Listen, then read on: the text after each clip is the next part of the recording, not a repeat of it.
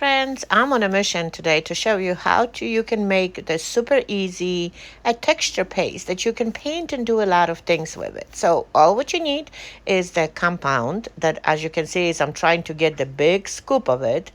And then you do need the plaster of Paris and, of course, a glue. I like to use the Gorilla Glue. So again, I'm adding like a 1 teaspoon of that right on the top of my mix. And then, of course, I'm going to add, I would say, 1.5 teaspoons of the plaster.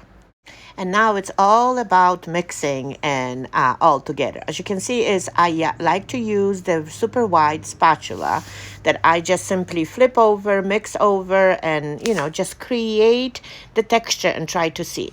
You do, depending on what you wanted to use that texture on, you do want it to have it sort of like a thicker texture. So in my case, it seems like it's still on the looser side. So in order for you to get this a little bit thicker, I would say add a bit of plaster of Paris and just keep on doing it. But the more you work your texture, the thicker it gets. I guess it's all those little particles mixed perfectly together. And it seems like I am good. As you can see, is I'm spreading it all around and it seems like good. So let's try it. Let's see if we can make a simple leaf. So I'm taking my palette and I'm just going to scrub it off a little bit on it. And let's see if we can press anything. And boom. Oh, it does seem a little bit. It could have been a little bit thicker, but that again, depending on the project you're doing. But you could add a little bit more of the plaster of Paris. But this is a perfect texture when you are actually doing the stencils. So let's try to see if the stencils work. Now I'm just going to bring my stencils and try to literally put my paste over that and see. And of course, I take the good amount of it and I'm going to spread it all evenly and keep the rest of it on my stencil, on my knife. And look at this, it does work. Here we go. So another use. So as I was actually playing around with my paste, I decided that I'm just going to grab the house from the Dollar Tree and cover this with the paste and see what I can do with it. So I was just, filling it in, not even painting, not prepping my board, trying to see about how's the drying time happens.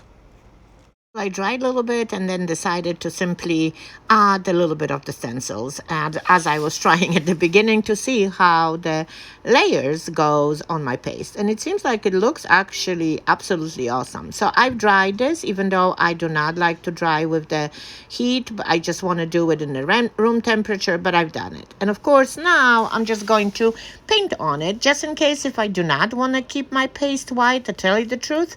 So I brought my watercolors and I just went with all different shades of colors and trying to accent the outside of my thing. And then, of course, I went with some flowers, shapes, petals, just so I can keep on adding the layers and understand this whole paste that I've just created.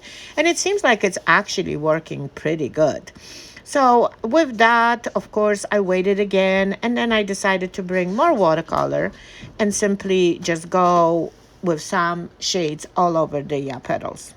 Did not really have nothing specific in mind. I wanted to keep it all rustic and old looking. So I literally was adding the same colors mixed with some black, with some gray. Then I squeezed a little bit of the pink just to see how everything works. I know I'm not done with this paste and experimenting with it, but as of right now, I thought it will be fun to share. And of course, as I was painting, I decided my roof needs to be darker. So I painted again with the chalk paint, the whole thing, and highlighted same way as I did the flower. And here it is. Not going to lie, it looks interesting. It does have a color, but I know I'm going to be practicing my shapes with the clear paste that I've created. I hope you did enjoy this recipe, and I so hope that you're going to try to create your own. Let me know in the comments what you think about it. Thanks for watching. Bye.